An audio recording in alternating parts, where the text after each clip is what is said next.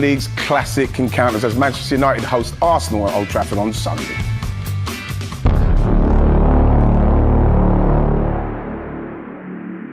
A landmark occasion in every English Premier League season. It is Manchester United against Arsenal. What a goal for Eric Cantona! Oh, what a goal! Thierry Henry! And he's hit the underside of the bar. Amazing! It's Van Nistelrooy! Arsenal are behind! Henry. And now Bergkamp, oh yes! Hargreaves! And it may well be the goal which puts Arsenal out of the title race once and for all. Messi! And Young's gone for goal! What a wonderful goal from Ashley Young! Arsene Wenger has been sent off. Solskjaer! He has rifled that into the roof! McTominay! Magnificent! Pepe to the near post, it got a flick and it crashed in by Socrates! It is a contest that you simply cannot ignore. So much drama. So how very appropriate then that we're joined by Wright's former teammate at Arsenal, Lee Dixon, and football journalist Raphael Honigstein to talk about this and plenty more. Wrighty, why is this fixture so special, or why has it been so over the years? I think that it's gone back years. I'd say early 90s. You know, when it really started with some of the stuff that was happening on the pitch as well. But then you got Alex Ferguson and George Graham. They were okay then too. We weren't really challenging them in and around that time, especially after we'd already won the league a couple of times. Well, you lot won the league. I always throw myself in there. Of course. But once it got to the Arsene Wenger with Fergie, that's when it really kicked in. I think that's when we started to challenge them, Dicko, and they started to see that we was a bit of a threat. And then I think the manager even saw our manager as a bit of a threat with what he was doing. But like I said, it goes back way back then, but then it really intensified in Arsene Wenger's years. It has changed. Let's get a bit of a United perspective as well, because they've also been a team very much in transition, but they come into this off the back of a brilliant result in the Champions League. Well, a couple of brilliant results in the Champions League and against Newcastle, of course, as well.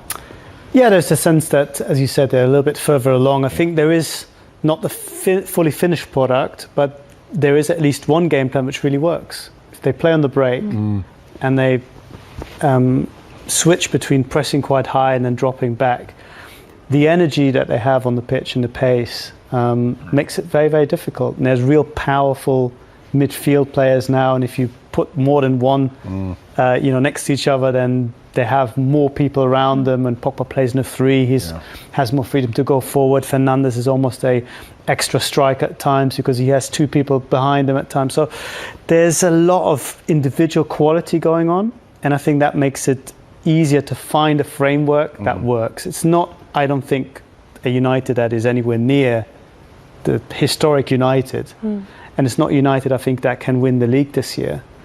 But you can see the progress, and you can see that there is, especially against teams who want to play and want to keep the ball and who want to be attacking, United are very dangerous. And I think it's no coincidence that these performances, the good ones, have come in the Champions League, because that is kind of your perfect system for European football. If you think about it, you come up against teams who don't know how to defend that much because they are the best teams in their countries. They are used to scoring. And then you have a United team full of brilliant players who are quite prepared to play without the ball and wait and hit you on the break. And I'm impressed with them. I have to say, I think there is a sense that things are moving in the right direction. There's still a lot of issues to address, but a lot of things are going right. I think you look, obviously people are questioning Harry Maguire at the moment and why Tuanzebe isn't playing after playing unbelievably against PSG. Then he hasn't played since then. And then you look at Fred and McTominay. That kind of gives them that kind of assurance. And with Pogba being free and then Hernandez being able to come off as well and create, they still have got the capability of, which I think they'll probably do against Arsenal, in keeping the ball. Even with Donny van der Beek, I thought he was brilliant when he played the other day as well. And Martial played a more kind of a central link in the play a lot better than I've seen him do for a long time. So for me, there's a lot of scope for Man United to get into a situation where they can control a game and win a game. And then you look at the form of Rashford, and Greenwood is just like, I'm so pleased to see him score his goal the other day, get himself going like he was before everything happened with England.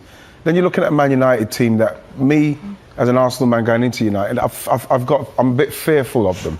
I'm a bit fearful of them because if they do sit off, they can still play, and they've got players that can really hurt us on the break. Let's just not forget that they just got absolutely spanked at home by Tottenham not that long ago. No. And we're talking, I'm just listening to, and I'm going, I agree in what you're saying, and then it just popped into my head then, and I went, right. And I was at that game, and that was, what went on that pitch that day was almost disgraceful.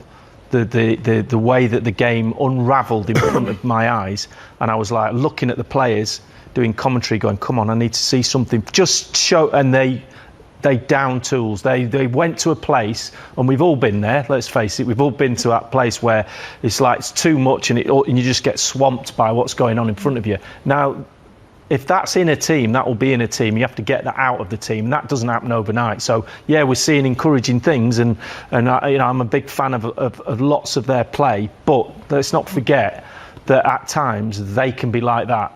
So yeah, but then, Dico, that's always around the corner for them for a spell of time until they get it out of the system. You do need, like on that particular day, watching Tottenham, especially with Ndombele, and the way they played and stayed around Man United. And the same thing I saw with Man United against Crystal Palace. But then it's up to the team to put them under that kind of pressure to make them down tools. If you're not going to do that with United, they'll do what they've done to the last couple of teams. You have to be willing to do that. With a good hiding like that, you need someone on the pitch, or you need a coach, or you need somebody to stop it happening. And so when it just goes, you've got to ask serious questions. That's the thing that's my caveat to them being, oh, United are back. They're nowhere near back.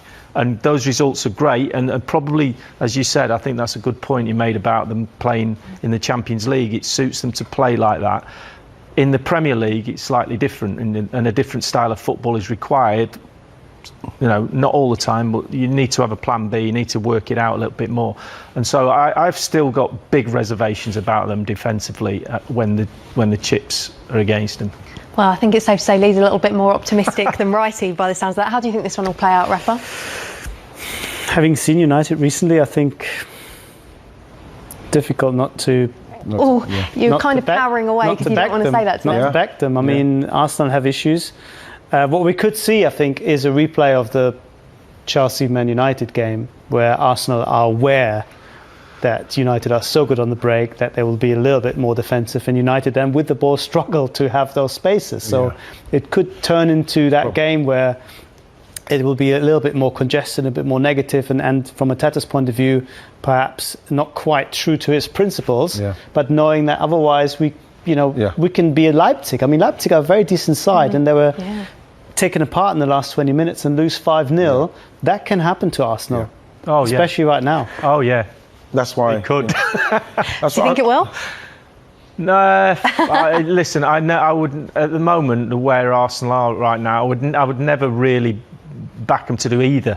I think they can go and win a game quite easily. We've seen that, but they could quite easily get a really difficult day at Old Trafford with United the way they are. But I would go the opposite way and say, do you know what? We're no good at the back. Let's try and get their back four and just 6-6. As a neutral, that'd be good, wouldn't it? It would be good, but I think there are signs. I take your point with the Spurs game, but I think there's signs that Maguire has come back more composed since his little break. Shaw, I think, was all over the place in that game. Pogba felt like he wasn't interested. If those players sort of hit their normal levels, I think they were still pretty decent. So I think the real reflection of United is not the 6-1. It's probably not the 5-0 against Leipzig either, but I think the average is 13 goals in at home so far. I think their average, though, their sort of base level of performance is higher than Arsenal. No, I think the worry for me, though, Kels, is that with Wan-Bissaka not having to maybe in this game be an attacking right fullback, he's more probably having to look after Saka and Aubameyang. So for me, I worry for Arsenal in the game, especially with Manchester United's confidence at the moment. I worry for Arsenal in this game. Winning the title for these two clubs at the moment, is it? No, it's not, and it hasn't really been like that since Ferguson left. None of them have really been competitive. Arsenal had that 1 year where Leicester went past them, but United, even in the season where they finished second, they had no realistic chance of winning it. So we haven't seen both of them being competitive in the league for nearly a decade now, which is a long time. And of course, the managers have changed quite a few times, so you don't have the personal animosity or rivalry that you had. And now it's really a game where, from Arsenal point of view, is okay, we're playing one of the best teams in the league. We're playing a team that will, try to get that fourth spot again from us. We need to beat them. And for United, it's really the same. I mean, they look at Arsenal as one of the teams that they need to leave behind them to make sure they qualify for the Champions League, and then they can think about maybe getting closer to the Liverpools and Manchester City. So it just has a different dynamic, unfortunately. Yeah, absolutely right, to be honest. I think that when you look at Man United as well at the moment, I think they're a little bit further ahead in respect to their squad. When you consider that Man United, whatever happens, they've still got the kind of money and the clout to be able to spend 170 million on Matic, Fred, and Pogba, and then still, not too long after that, you can still bring in Donny van der Beek and Fernandes. They've still got that clout to be able to fatten out their squad where Arsenal can't do that. We can't afford to do that. We can't all of a sudden bench maybe some people and bring some in, because we're just not good enough, and we're not in that place at the moment. And so this is why, with Manchester United playing like they're playing at the moment, with Arsenal playing without that creativity that they need, I think Thomas Partey's going to be good. I think he's going to be great, bring another dimension to midfield, but we still need that midfielder to create, because I don't think there's enough movement with the front three. So I still feel at this particular moment, Man United, especially after a couple of results they've had, are in a better position than we are. What do you make of Arsenal under Arteta? Because there has been an improvement, albeit maybe not in the last few results. Yeah, I mean, it's a slow burner. There's no doubt about that. I think he's aware of how much work there's to be done when he came in. It's his first job. We have to take that into consideration. I think he's made the players more accountable in playing situations and also training situations. I think the training that goes on, the players understand what's needed of them. I've got, Steve Bowles really still a good friend of mine, and he's been in a few of the sessions when early on in the season when lockdown was going on, and he was very impressed with what he was doing on the training pitch. Said his training is brilliant, the players really enjoy it, they're getting things from it. So all of that stuff, the accountability in training, that goes on a Saturday. You have to have it like that. It can't be the other way around. You can't be messing about in training and then perform on a Saturday. It doesn't work. And whoever tells you that does, they're lying. That's not how it works. You get that right first, and then this comes later. And so that's a work in progress. There's no doubt about that. He's hit a bit of a plateau now with everything that's gone on. Oh yeah, we're looking better defensively. We're looking da-da-da. Now all of a sudden we're looking at the team and going, well, they're letting goals in, they're not getting clean sheets, there's no creativity. Aubameyang's gone off the boil because he signed his contract. There's all those things going on, and so the team is now all of a sudden, everyone's looking at them again, pressure's back on again, going, come on then, look where you are in the league. So it's a difficult job, there's no doubt about that, and time, the ticking clock, is always going to be his enemy and his friend, because you've got to give him time. But in this league, the lads will tell you, you don't get as much time as you need to put the project or get the project to a latter stage. So it's a difficult one. Right, they struggled to break down Leicester. We know a lot what's happened with Ozil. We don't need to go into that in too much depth. But do you think that's maybe? I feel like that could be another show for us, Lee. We won't do that right now. Do you think that's what Arsenal are missing? A creative player, maybe a creative fulcrum in midfield to break these kind of teams down? I mean, every team wants a creative player that can help you in those situations against deep sides. There's now, Ozil used to be very special at doing this thing. Now every team wants to have a player who can play between the lines, who can pick up the ball, find spaces, and then draws out opposition and then finds the next ball through. I mean, that's become sort of a staple of every team that comes up against deeper sides. I think it's a little bit too easy to say, oh, if we had Ozil, things would be better. Maybe not Ozil, but a player that can unlock a defence. Yes, but I think that there are different ways to create things. You know, Arsenal, when Arteta took over, were quite reactive. You know, they started from quite deep and then played on the counter, and they played it beautifully. They didn't have to have the playmaker because they went quite direct, and the pace up front and the quality was there, and they go through the wing backs, and there's different ways of doing things. But when you come up against those sides who don't give you the spaces and you can't play on the break because they don't want the ball either, then you need to have a second layer to your game. And you either can do it through the individuals that you have, or you need to find ways. And I think, you know, Liverpool are a great example. They don't have that player either, unless you talk about Firmino. But they don't have a creative midfielder as a number 10. Yeah, now, but you know they've already been pretty good the last 3 years without that kind of guy. But you find different ways of doing it, and you can do it through coaching. You can do it through finding patterns. You know, somebody goes deep, there's spaces emerging. So there's ways to do it. But I'm totally with Lee. There is a moment, just that early kind of momentum with Arteta and Arsenal seem to have been lost a little bit. And now people, rather than thinking about the possibilities of the squad, are once again in that mindset where they're looking at the holes and thinking, oh, we need this player, and we don't have a centre-back yet, and we don't have that number 10, and that's kind of a function of the team as a whole not really working as well. But I do feel they do need that player. I think that's why they went for Awar. And he's that player in there that gives Arsenal another option, because what I saw with Arsenal... But he's not there. I know.